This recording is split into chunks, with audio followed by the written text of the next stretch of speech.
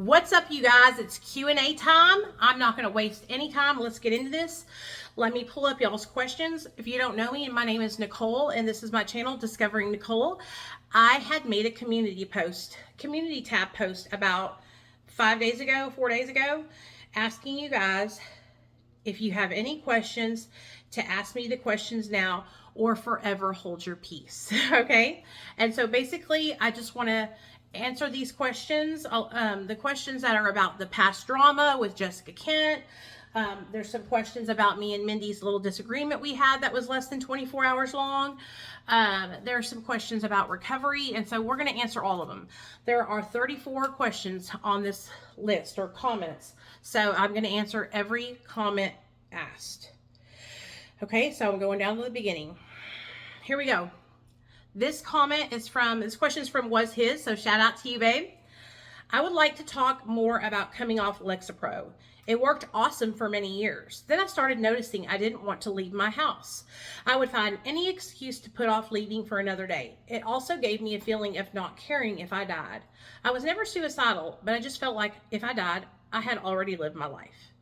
So thank you so much for asking about my Lexapro journey. So I got on Lexapro after I had my son. About 6 months after I had Nathaniel, I went to the doctor and I was diagnosed with postpartum depression. I wasn't taking showers. I was taking care of my child, but I was not taking care of myself. And the doctor said, you have postpartum depression. And so that's when I got on Lexapro. And it helped me to come up out of that postpartum depression. But I was on it, that was 2014. So I was on Lexapro from 2014 to 2023. I was taking, at one point, the highest dose I was taking was 20 milligrams.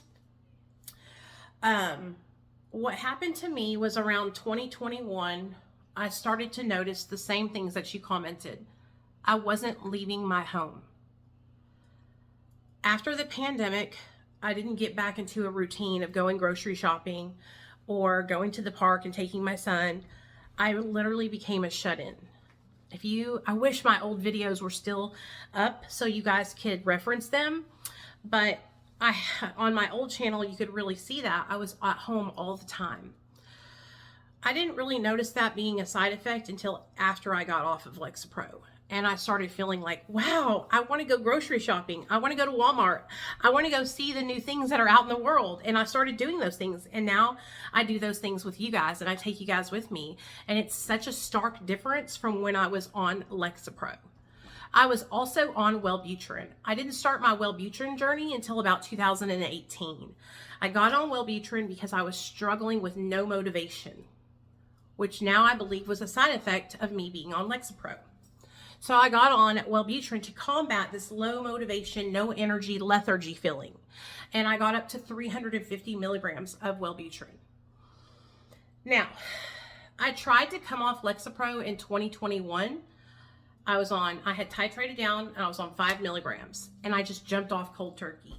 And I literally almost died. It made me feel horrible. My head felt like it was detached from my body. I had suicidal ideations. I just felt horrible. Hold on, let me grab my water. I just felt really, really horrible, you guys. And so I got back on it. I couldn't handle it. The waves of heart palpitations and dizziness were so horrible. But I started titrating in 2022. What I mean by that is I was just nibbling off pieces. I don't know how many milligrams I was going down. I just know that I was taking crumbs. Okay, so by January, February of 2023, I knew that I wanted to attempt to get off of Lexapro again. Okay, I knew I wanted to make a change. So in April, I had basically just been taking shavings off of my Wellbutrin and my Lexapro. I was literally shaving the pill and just eating the powder. Okay. And so by April is when I decided to make the jump off of both medications. I had shaved them down to literally, I was probably taking like less than 1/4 of a milligram of each one of those pills. It was such a tiny amount. What I did was I would take a little bit of the shavings on Monday, then I would skip Tuesday. Then I would take Wednesday, then I would skip Thursday. And I did every other day for 1 month. Okay? Oh, that was in March. Then in April, that's when I said, okay, for 1 week, I'm going to take it Monday, Wednesday, Friday. For the next week, I'm going to take it Monday and Friday. For the next week, I'm going to only take it on Monday. And I just kept putting more days in between my doses. And by April, I was completely off of Lexapro and Wellbutrin. And I remember looking at my calendar and going, okay, it's been 3 days and I still haven't had horrible withdrawals. It's been 7 days and I haven't had horrible withdrawals. When I reached 14 days off of Lexapro and Wellbutrin completely, I knew that I had made it. I knew I had made the jump clear and I was okay, because I wasn't having like any mental health freakouts or anything. I was not noticing it, right? Well, I had medication just in case I needed to get back on. And I kept that medication for over a month just in case I had any bad reactions. And I wasn't having bad reactions that I noticed, right? Looking back on it, hindsight, I was very manic and I was very, I was acting different. I wasn't acting like my positive, loving, caring self, okay? But when you're going through it, you don't notice that, you know, because it is out of character. It is out of character for me to be gossipy and vindictive and to contribute an online mess. Like, I really don't do that. And I want people to understand something. Me standing up and sticking up for what I believe in is not online mess. A lot of people like to say, oh, Nicole's all about drama. I am not. What I'm about is standing up for what I believe in. There have been maybe 2 other instances where I have been in situations, and it's because I stick up for what I believe in. The first one was when I was being harassed in real life by 2 women, Carol Terwilliger and Tanya Catrone. And I was being harassed to the point of no return. These women were calling CPS on me. These women were sending cease and desist to my job when I wasn't even making videos about them at all. They were making videos about me every single day. Okay? These women were rallying people, calling the state police on me, trying to get me arrested because my husband is a gun owner and has this concealed carry. It was very, very bad. And it was happening to me in real life. These women were coming into my real life because they didn't like the content that I made online. And I stood up for myself in the best way I knew how, but a lot of other people stood up for me. And to those people, I am eternally grateful. You know, that was one situation. Another situation was when I called out a guy in the community, Hustling 101, because he was basically grifting off of the recovery community, selling them services, $100 to $200 for recovery coaching, and he had less than 1 year sober, begging for donations on his lives and asking people for money, which they paid for his lawyer, they paid for his pants. He was asking them to pay for his mother and his girlfriend when he was gone in jail, because he was getting ready to turn himself in and go to jail. Okay? And I called out that shit and told people, you don't want to do this and give people this money that are not ready for that responsibility. Now it's come out that he returned to use. I don't know for how long, and I don't even care about that. That's null and void to me. But what did people expect to happen? You were giving him money and he was in early recovery and he couldn't handle the responsibility. And this is what I was trying to warn people about. Me and several other people in the community tried to help him, and we offered him really solid suggestions, things that could help him get back on his feet. My friend offered to help him get his peer support certification. I offered him so many amazing suggestions. And you know what he did? He went to the internet and he tried to tell people that I was on meth because I was taking hydroxycut, and I was honest about overtaking it because I was honest. I will always expose myself if I'm struggling with something, you know? And he tried to hurt me with my own story and my own truth. And that's the only things that I have been involved in. I have seen some of you guys commenting about Mama Shark. I don't know what y'all are talking about. I have never called any CPS on anybody, yet alone a stranger from the internet. I don't know who did that to that girl, but me and her are friends. She has my cell phone number and everything. Oh, and one other thing, Devin and his buddy had 6 months sober, and they were selling detox boxes with shit you could get from the Dollar Tree for $100 to $200 a box. What I said in my video was, you need to focus on helping yourself before you try to help other people. This is a relapse waiting to happen because they were living out of a hotel room. They both had no stable housing. They only had the one car that Devin was driving, which was a van. And I was genuinely concerned because they were trying to grift off of the recovery community. Again, I have no problem with people like selling merch and wanting to help others. But this was a situation where it was just a money grift, okay? They were in a bad way. They were living out of a hotel room and they saw an opportunity where they could get money off of the community. And I just called it out. It ended up not even working out because these boxes were so big and full of shit, and the shipping on these boxes was outlandish, okay? And so I just called that out and I said, hey, you need to take care of you and get stable before you try to help other people. That's what I've always done in this community. And people get mad because I speak my mind. But that's not drama. That's me saying shit that could really help you. Focus on you, get on your feet, and then if you want to do something like sell merch or make necklaces or do hoodies, that's great. But first of all, if you want to help others and you want to do recovery coaching or you want to be a peer support specialist, that's great. But you first need to work on you before you're offering to help other people work on themselves.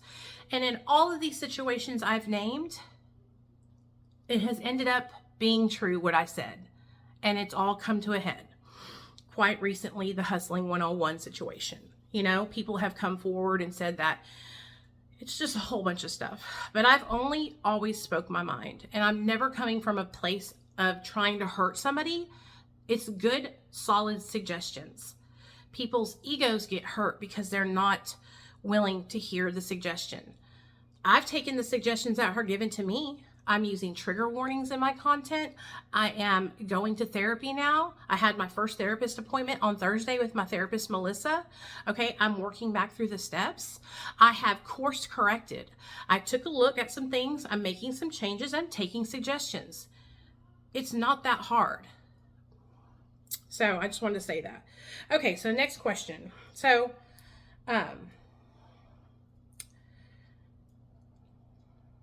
This person says, Nicole, after all the BS people were telling you, you just had a fixation with the delete comment button. However, good luck to you and hopefully life lesson learned. Ride solo, chickie. I don't delete your comments, but I do have filters on. And if you're commenting stuff, calling me a junkie, fat, whatever, all these different words, they go filtered through. And so if you comment something, it's probably gotten filtered through, but I don't just go out of my way to delete comments. If it's a comment that is nasty and is going to affect my mental health, I reserve the right to delete it. And if I want to, I will. And I will block you as well. So just to be on the up and up. But I appreciate you and I love you and thank you for commenting. Leslie says, why haven't you tried the carnivore lifestyle yet? It will change your life. Okay? You will understand the government's intentions on everything. Forget the drama. Focus on you. Thank you, Leslie. I agree. And it's such a stark change, the carnivore diet, from what I'm used to because I eat carbs, right? And so I'm trying to do more of a meat and vegetable style diet with less breads and pastas, but I am heavily leaning towards trying the carnivore diet. I just am the kind of person that when I throw myself into a big change like that, if it's too much, I will not follow through. So I have to take time and make small changes. So I was 250 pounds 2 years ago. Today I'm 211. I weighed myself this morning. I drink 3 or 4 cans of this 64-ounce water bottle every single day. That's a change I've made in my life. Okay, another change I made in my life is I have stopped eating out. We ate out this weekend because we were on vacation, but I prepare my food at home now. It's very important to me. I want to start making food that is better for my body. And those are changes that I have made that have been helping me to lose weight. Also, I eat on a time restriction. I eat between the hours of 10 a.m. and 6 p.m. and then I shut it off. And that's a change that I can make that I could actually fulfill, right? And so little by little, I'm working my way there. But thank you for the suggestion. And when I start doing that, I will let you know if I'm able to, hold it down. Okay. Nikki says, why did you decide to get off your antidepressants, specifically the Lexapro? Bad side effects? I felt like it had stopped working. I no longer wanted to leave my home. And I had horrible depression. When I moved into this new apartment, my depression started to lift and I started to feel better. And I started thinking, well, if I'm feeling better and this Lexapro is not working or helping me, then why don't I try to get off of it? You know, and I had already tried it in the past. I want people to understand something, that the only things I've ever been diagnosed with mental health wise are generalized anxiety disorder and depression. I've never been diagnosed with personality disorders. I have had like 6 psychological evaluations. I've just literally have generalized anxiety disorder and depression. Okay. And a lot of my depression is seasonal and situational. Okay. A lot of the reasons why I was depressed before, when I first got sober, was because I was living in a house that I didn't want to be in. I didn't want to live in my mother-in-law's house and rent from her. It was the bane of my existence. Okay. I had her come into my home when she wasn't supposed to be there, and it just wasn't something that I wanted anymore. A lot has changed, and I moved into my own apartment, and I feel amazing and I feel free. And that catapulted me into realizing that, hey, I've learned a lot of coping skills over the years. I think I can do this without mental health meds, and I am doing it, and I feel better than I've ever felt. I am in therapy now. I just started on Thursday, and I am working through the steps again because they help me. I love the 12 steps. Do I like going to AA and NA? No, but I love working the steps. And so I found a sponsor that would be willing to take me through the steps again, and that's what we're doing. And so, yeah, just really felt like I'm on Suboxone. Suboxone helps me stay sober, and I don't need all the extra stuff. Okay. Taylor says, what's the best way to get clean from meth? My dad is using, and I'm 6 years clean from opiates. Since he can't use Matt, did you just follow AA then Suboxone? So I was addicted to multiple substances. A lot of people think I was only addicted to meth because that's what I talk about the most, because that was my drug of choice. But I was strung out on opioids as well, and Xanax. And so what I did was I went into treatment. I got into therapy. I started going to meetings and AA and got a sponsor. Then I got on Suboxone. Suboxone helped me with my opioid cravings, and it has also helped me just overall with my mental health. It helps me not feel so depressed, and I've just had such a great experience with it. A lot of people that are on methamphetamine, they struggle with constantly relapsing because methamphetamine releases more dopamine into your brain than any substance. It releases more dopamine than cocaine, heroin, sex, chocolate, everything. All right. So what happens is somebody gets sober for meth, and then their brain doesn't return back to making that same amount of dopamine, and they get really depressed. And so they're seeking out the relief through methamphetamine. Healing my brain from meth has been the longest process for me. For 7 years, I was depressed, but sober. 7 years in debilitating depression.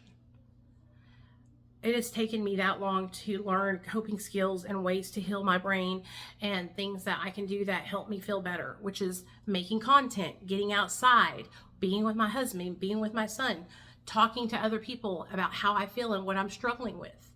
You know, there are medications that you can get for meth addiction. One treatment that they use is Wellbutrin and naltrexone combined. Another treatment that they use, I think the place that does this is Bicycle Health. It's a telemed doctor. If you go to bicyclehealth.com and type in meth mat, they have different options, but there's different medications that they use. I will tell you, I follow a guy, and I will link him below. His name is Eddie. He is a harm reduction worker, and he is prescribed Adderall. He has ADHD, and it saved his life, and it helps him stay sober from meth. And I 100% support that. I wish that there was a medication that is like Suboxone for meth addiction. Hopefully they'll come out with one soon. I also have another friend that uses a narcolepsy medication, and it helps her stay sober from meth. Gosh, what's it called? Let me look it up because I want to tell y'all.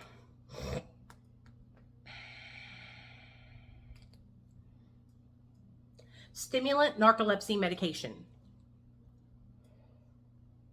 According to Mayo Clinic, solriamfetol, pseudo-C, and pitolisant, Wakix, are newer stimulants used for narcolepsy. Pitolisant also may be helpful for cataplexy. Okay. Treatment with methylphenidate. Methylphenidate, Dexedrine, Adderall XR10, Ritalin, Concerta, and those are medications that I have several friends that are using those medications that are used for either ADHD or narcolepsy, and they are helping them stay sober from methamphetamine. And I'm telling you guys, it's because these medications help produce more dopamine, up to the levels that are kind of comparable to methamphetamine. Not as comparable, because nothing is going to produce as much dopamine as methamphetamine does. But it really does help people, especially people who are long-time stimulant users. And I think it's amazing. I think it's amazing, and I 100% support that. I hope that answered your question about what I did. I went to treatment, got into therapy, AA, then got on Suboxone. If they create a medication that's more like Suboxone with the ceiling effect for methamphetamine addiction, I will definitely get on it, because that is the one thing that I struggle with cravings for, is methamphetamine. Okay. Will you leave the Q&A video up and not delete it? I don't want to miss it. So just so you guys know, when I have a video that I take down, it goes onto my Patreon. If you guys want to get to see those videos that you may not get to see because they go live and then I put them on Patreon, all you have to do is join my $2 tier on Patreon, and you have access to all those live videos. If I delete a video, it's because I don't want it up. I don't want it up. I said what I wanted to say. The people that were there that I wanted to hear heard it, and we're moving on. You know, I don't want my channel to be cluttered with stuff that I don't want on there, and I have the right to do that. You know what I mean? But yeah, if you're wanting to see lives that I don't leave up, they go to my Patreon. Hope that helps that.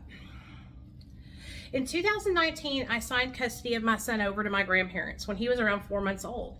It's been almost 4 years, and I've been doing better. My grandmother says she will sign custody back into my name once I'm weaned off methadone.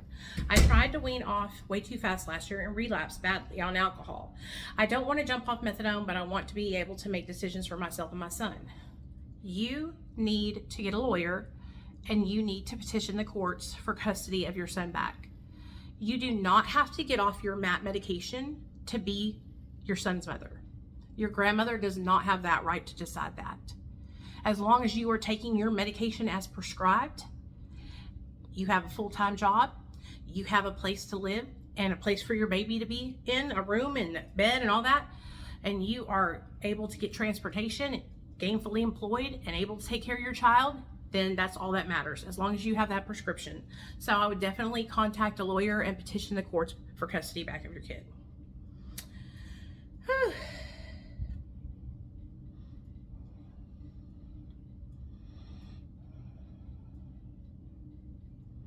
Okay, this is a great question. Hi, I'm usually a silent viewer. I also watch some of the other girls involved with the drama, if you will. And I'm curious how you feel about seeing subscribers who supported you going to other channels and talking bad about you with them, but then they come back to your page and continue to support you. Isn't that really strange? It's hilarious. And it's par for the course with social media. I expect it. Honestly, I'm going to be straight up with you guys. When I see people who are like that, I just silently giggle inside. Because stand for something. Stand for something, you know? But I've learned on social media that what other people think about me is none of my business. So that's why all these people making videos about me and talking about me all the time, I'm not making videos responding to them, and I'm not gonna fucking comment on their videos. I don't watch their videos, nothing, okay? Because honestly, I don't care. What I care about is my family. What I care about is helping those of you guys that are struggling with addiction.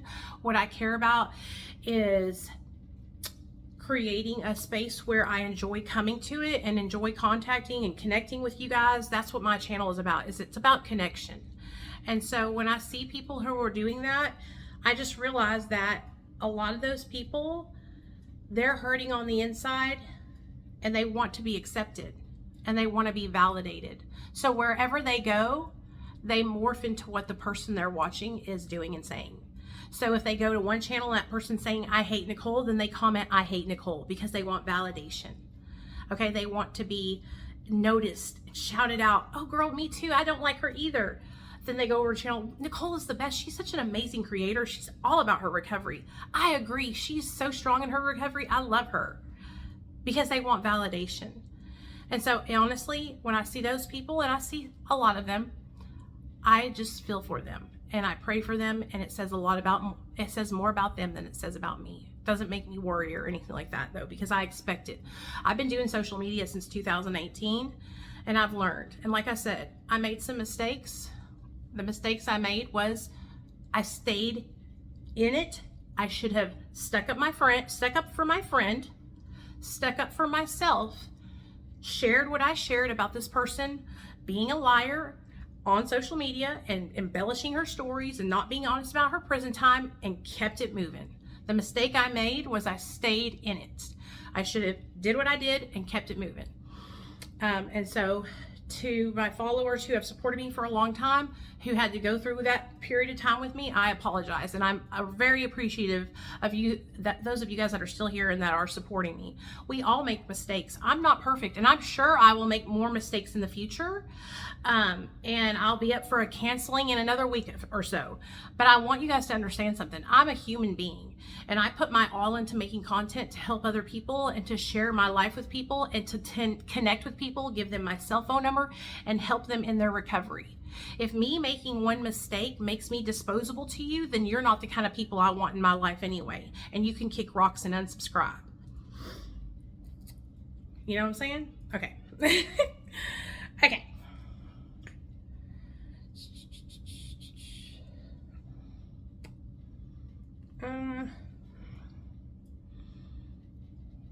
But yeah, I not that I think it's strange, I just think it's sad and funny. Okay. This question says, how's your vacation going? What are your current triggers and how do you deal with them while trying to maintain sobriety? My vacation went amazing. I had so much fun. My current triggers are my weight and stress. What do I do to deal with them? I tell on my disease. I keep snitching on my addiction. I talk to my friends that are in recovery. I have started back journaling. I'm going to therapy and I'm working the steps. Okay, this is it. How do you feel about Mindy blaming her supporters, subscribers for everything she did to JK? I don't think I ever saw her blaming them for what she did to JK. I saw her say that she was hurt by JK, and so I never saw that. What do you actually think of JK's docuseries? I think it's shit. And what are some things that you and your husband do to support each other's sobriety? We talk about everything. When my husband's struggling, he lets me know, and that is something we have worked. It has taken us many years for my husband to get to a point where instead of going out and doing it, he comes to me and he tells me about how he's feeling. Because my husband's first reaction used to be like, I'm stressed, I need a Xanax, you know? And now for over 3 years, he has been doing so good, and I'm so damn proud of him. This December, he'll have 4 years sober. And same with me. I have trained myself to talk about how I feel. I'm not ashamed, I'm not embarrassed, and nobody can shame me or make me feel some type of way, because I know I'm sitting in my truth. I know that I'm being honest, and that's what's so important. Don't let anybody ever keep you down or make you feel like you can't talk about things that you're struggling with, you know?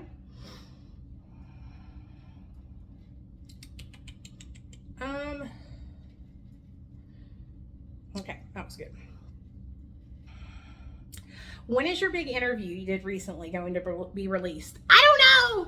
I just messaged them today and sent them a bunch of pictures for my vacation. So they have so many people that they do. So as soon as it comes out, I will let you all know, because I'm going to be reposting it, best believe. But it's going to be so emotional. Like, I cried through the whole interview, y'all. It's really hard. When I talk to people, especially people that I don't know about my addiction while pregnant, I feel so much shame. I still feel so much shame. I don't know if I'll ever be able to live that shame down, but my son is the most important thing in my life to me. And I want to help other women that are pregnant and addicted to not feel shame and to reach out and get help, because my shame is what kept me sick. It's what kept me using and kept me afraid to ask for help. I could have fucking not used, and I could have gotten help if I had not been ashamed and I had told somebody that I needed help while I was pregnant. And that's what I should have done. And so I want to help other women do the same thing. I want to help them pull the shame back and ask for help. You know?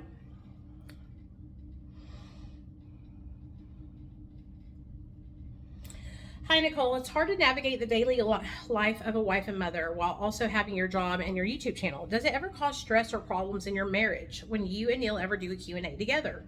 I would love to do a Q&A with my husband, but he will not come on my social media. He does not like doing videos. It's not because he doesn't support my social media, because he does 100%. He's always in the background talking, you know, and he'll do that in the background. But putting his face on camera makes my husband feel very insecure.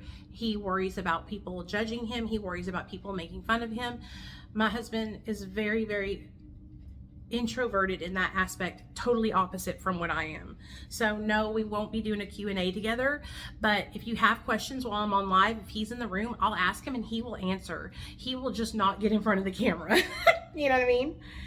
But it doesn't cause us stress. My husband fearlessly, okay, supports me and advocates for me. When all this shit was going down with JK, my husband was right behind me 100% cheering me on, because he knows my heart and he knows that I was hurt. He knows that my intention was to stick up for my friend, and then my channel got deleted. He knows my intention was to expose a person who was being dishonest with the recovery community and using the recovery community to line their pockets. And then coming to this community and saying that Mindy was a rat could have got her killed. Okay? And so lying about how much prison time you did and letting people believe you did 5 years and going on multiple platforms, that's all still true. Okay? And what she has done, she has created the perfect storm to where she can sit on her platform and scream victim all day long. And I'm sorry, I apologize for putting out a document that I don't know which document is the right document, but I don't know what the truth is. You know what I mean? I don't know. I am hearing you guys. I'm going to leave that question. Hang that up for a second. I'll answer in a second. Constantly victimizing yourself and talking about being a victim so nobody can hold you accountable is disgusting, and it's manipulation.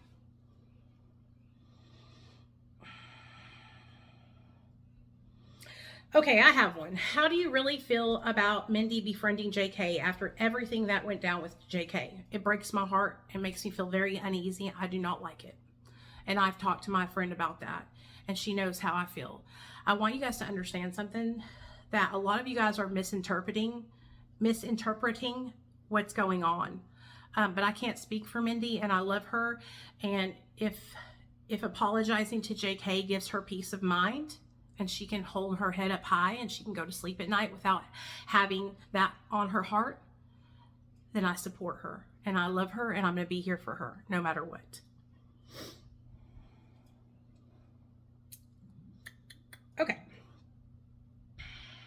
Okay, so this question has been asked a bunch of times, but I'm only going to answer it once, okay?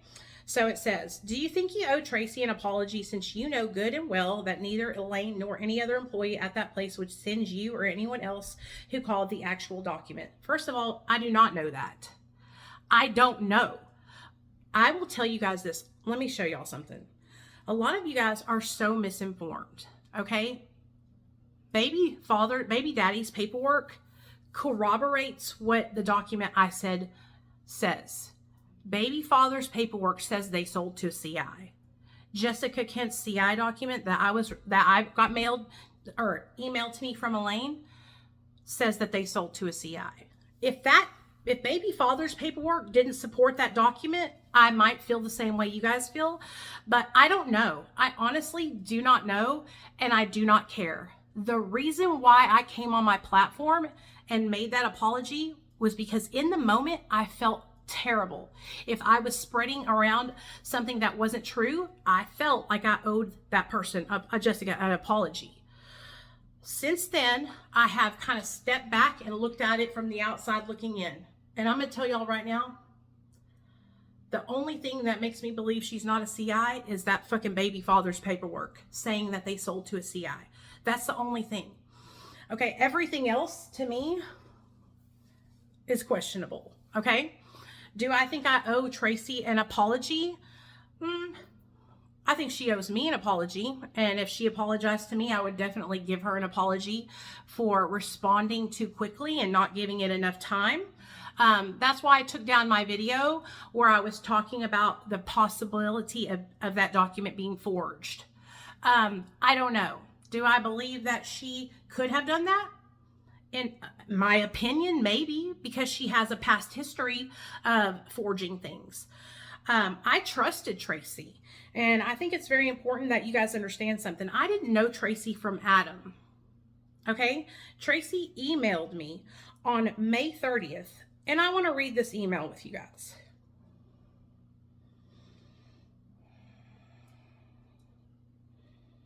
I had never met this girl in my life, okay?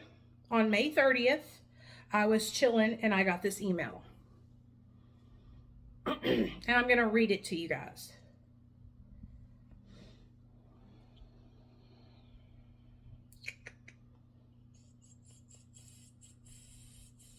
I got to find it first. Because y'all know I be losing shit.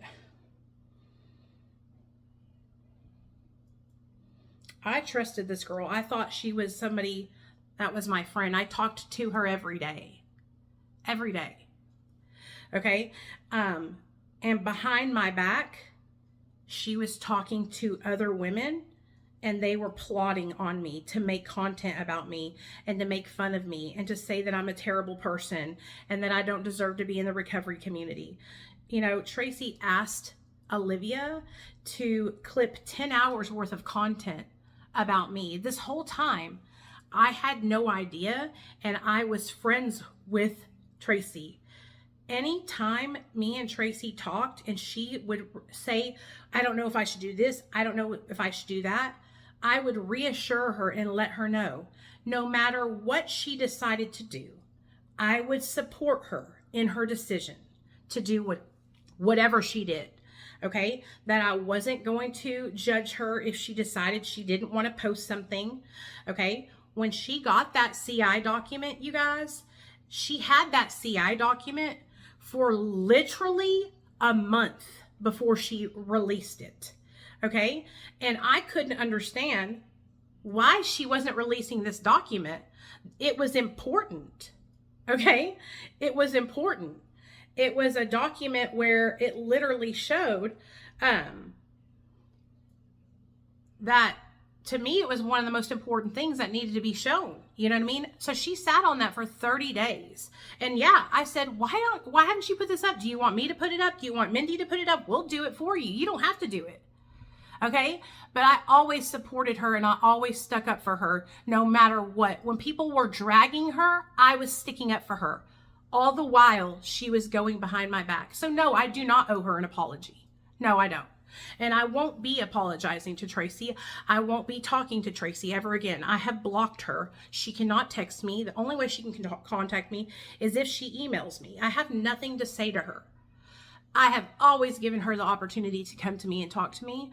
And all the other women can vouch for this as well. Me and Olivia and not another housewife and Mindy sat on the phone for a couple of hours, a long phone call, and we all talked, and every single one of those women got to voice their concerns and criticisms to me.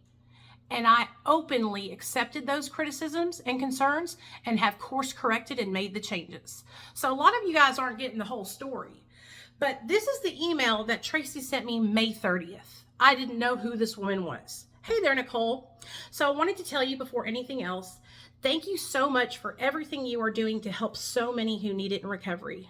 I wish I had known someone like you when I was in the worst of my addiction and when I had decided to put my foot down and get into treatment. I was completely alone because I'd hid my addiction from everyone. I struggle every day and know how hard it is to live with addiction alone. So I'm grateful that you're out here working to help people make a difference in people's lives. That being said, I also know who Jessica Kent is, and her being a self-proclaimed recovery and prison reform activist. I've watched Jessica's content off and on for several years now, and even remember when she was featured on Christina Randall's channel. I also had this gut feeling that she was lying and that her stories were just a little too much when it came to glorifying herself as a drug dealer. It all felt weird. I've never lived in New York, but I know quite a few drug dealers, men and women in downtown Pittsburgh, PA, that would think she's a wannabe, and I agree. I also felt like she wanted to sound as if she were cool for selling and using. Meanwhile, I hid that shit from everyone I knew. Anyway, about the Jessica Kent thing. On a true crime channel that I listened to, and I instantly had to find out what she meant, so I started looking and I found you. I was so shocked that there were so many others in an entire recovery community I had no clue about. I love true crime. It's just my thing, and started to work on making a channel on true crime. But then I got excited because I seen that it was okay to talk about recovery too. So I decided that with my next video, I would drop a deep dive on Jessica and the lies, deception, and misinformation that she's been dumping on the recovery community. I have been doing photography, videography, and editing for 16 years. So I'm so excited to use my editing skills to bring a story together using her own content and information in a video about her. And this is what she plans on doing to me, only from a sock account. And I'm going to tell you guys right now, I contradict myself every day. I will start a diet and then start over. I make changes. I'm a human being, but I'm me, and I'm honest, and I own my shit. And so this is the kind of person that Tracy is. What I plan to do is write a script that details who she is, her life, her channel, the community she belongs to, and all the important info. Then go into the lies and deceit that she's been caught in and use a police report, emails, text messages, etc. against the words she says in videos to prove her lies. It won't be on screen tapping away about life. It's a full-blown deep dive. Put together with only the facts. I think it'll be great. I wanted to see if you'd want to help me fill in the timelines, facts and info where I need it, and tell me where I can find all the reports, emails, and texts. Also, I used Social Blade to look at stats of a channel, and while I was researching her, I noticed that on May 9th, she lost like 6 million views. I put a pic of it at the end of this email. Do you know what she offloaded to lose over 6 million views? Anyway, thank you again for all that you do, and I hope that I can help shed light on what she's doing because it's so unfair. So many who believe in her story, and her creating doubt in the MAP program pissed me off too. She has no clue the harm she may have done so many who rely on Suboxone and methadone treatment to survive. And I said, and I don't even know if I responded. I think I just sent her my cell phone number and said, okay, give me a call, because that's the kind of person I am. But Tracy inserted herself into all of this, okay? And all I was to Tracy was supportive. All I was to Tracy was kind, okay? And I do regret coming online immediately and saying, she might have forged the document. She forged the document. That I am sorry for. I shouldn't have jumped to conclusions. But please try to put yourself in my position and see a document that's totally different from the document that she took a picture of and showed me. Okay? Those of you guys who think that I filed all these FOIAs, no, I didn't. Okay? She used my address to file a lot of these FOIAs. Okay? And that's what it is. I'm being honest. Okay? I trusted Tracy, and I thought that she was somebody who saw what I saw, but then it started going too far. Talking about somebody's childhood, questioning her abuse. Like, I don't question the abuse. I don't care about her childhood shit, none of that. What I care about is the lies and the dishonesty, okay? And I care about my channel being deleted, okay? My channel that I worked 5 years to build. But while I was talking and thinking this person was my friend, Tracy, she was behind my back talking mad shit on me. So, there's that, okay? Okay. Let me see this next question. I saw a question I want to answer. I think this is almost all of them. Okay. I see many comments. Okay. I see many comments asking if you feel you owe an apology to Tracy. In my opinion, she owes you one. My question is, do you think she owes you one for going behind your back and trashing you to other content creators? 100%, absolutely yes. Because I gave Tracy so many opportunities to just keep it real with me. I told her no matter what, I would support her. Okay? When Not Another Housewife asked me for the recording of the document, I went to Tracy and said, hey, listen, she wants this recording. I don't want to do it unless you want me to. Let me know. Tracy told me not to do it, not to give her the recording. Then the next day, Tracy gave her the recording. Okay? I supported Tracy 100%, 10 toes down, and I was the fool. I was the fool who had no idea that Tracy was talking shit about me to Olivia, that Tracy was talking shit to Mindy about me, to Brenda about me. I had no idea. And let me just make this one statement clear about Mindy. I made a video where I talked about Mindy being a wild woman and me not being able to control her because she didn't take my suggestions. And I talked about her and I said, you know, she was with one guy and then she ended up with her, Adam, her new boyfriend. That's not a new boyfriend. Her and Adam they have been together. They have known each other for years, and he is a great man. I love him, and I support him 100%. He's a good man. He's good to Mindy. Okay, I shouldn't have spoke on Mindy's relationships. That was not my place to do. But what happened was, while I was on vacation in Disneyland, these girls saw my video and went to her and said, Tracy specifically, look at her. She's making you look like a whore. Ba, ba, ba, ba, ba, ba, ba. And that made Mindy upset, and rightfully so. And instead of coming to me right away, she went onto the internet. We have talked about this. We both apologized to each other. We know we made a mistake going to the internet, and it's never going to happen again. It will never happen again. But in all this situation, the whole time, this girl was talking bad about me to everybody, and I had no idea because Tracy didn't have the cojones to fucking talk for herself. Okay? And I've never been mean to her. I've always supported her and told her, I support you if you don't want to do this. Let me know. I'll help you. Ba, ba, ba, ba, ba, ba, ba. I'm not a confrontational person. I'm not a big mean person, and everybody knows that.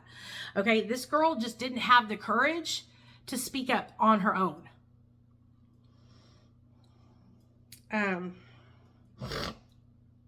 So no, I don't think I owe her an apology. I don't. If she came to me and she apologized today, I would accept her apology, but I will never talk to her again. And like I said, she is blocked. The only thing I apologize for is saying that I thought she might have forged the document. But even that was just my opinion because she has a past history of doing that. I digress. Okay. And me knowing there's two documents, I didn't know any of that. When I received that email from Elaine, it blew my mind. It scared me. But seeing baby's father's paperwork and seeing that it says they sold to a CI, it all corroborates together, you guys. And so, you know, I don't know what the truth is. Honestly, I don't care. What is important and what I believe people have lost focus of is the fact that this girl sat on her platform for years and embellished her stories to make money off of vulnerable communities. And that to me is not cool. Also, I think it's really fucked up that she has sat here and highlighted so much abuse without offering any resources or help to a community who is already highly triggered and easily hurt because of what they've been through. I'm a victim of domestic violence. Okay? And I was beat. I have a scar where I had to get stitches in my freaking forehead from having my head bounced off the freaking concrete. All right? I digress. That's what I had to say about that.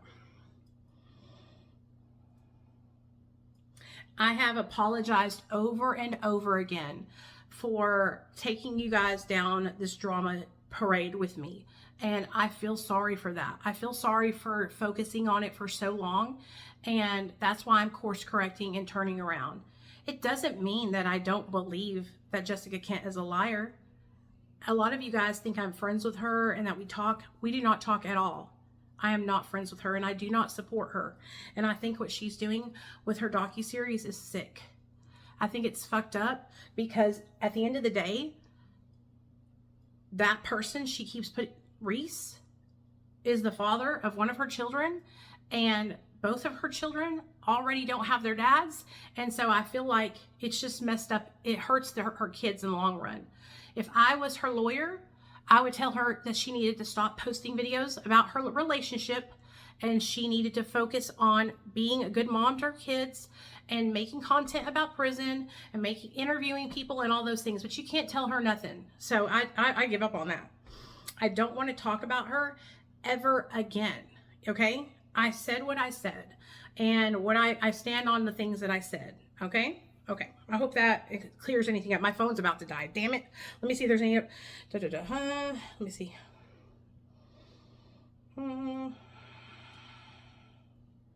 There was one question. Oh, did the whole situation change your feelings about Mindy? No, not at all. We all make mistakes. She is my friend. I love her, and we talk every single day, and that is never going to happen again. We both made mistakes, and we realized the error of our ways.